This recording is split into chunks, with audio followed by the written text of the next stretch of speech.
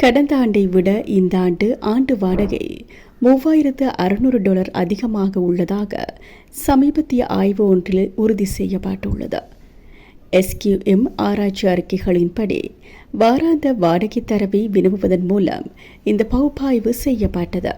வாழ்க்கை செலவு நெருக்கடியால் ஆஸ்திரேலியர்கள் இந்த கிறிஸ்துமஸில் வாடகை வீட்டு நெருக்கடியை எதிர்கொள்கின்றனர். இந்த நிலையில் தொடர்ந்து போராட்டத்தில் ஈடுபட உள்ளதாக தெரிவிக்கப்படுகிறது. குறிப்பாக ஆஸ்திரேலிய தலைநகரங்களில் ஆண்டு வாடகை விகிதம் டிசம்பர் 2023 முதல் டிசம்பர் 2024 வரை படிப்படியாக அதிகரித்துள்ளதாக கூறப்பட்டுள்ளது. அதன்படி யூனிட்டில் வசிப்பவர்கள் ஒரு வீட்டு வாடகைக்கு எடுக்க ஆண்டுக்கு $1593 கூடுதலாக செலுத்துவதாக அறிக்கைகள் கண்டறிந்துள்ளன. அடுக்குமாடி குடியிருப்புகளில் வசிக்கும் அடிலைட் வாடகைதாரர்கள் இந்த ஆண்டு மிகப்பெரிய வருடாந்த உயர்வை கண்டனர். மேலும் $3634 செலுத்தியுள்ளனர்.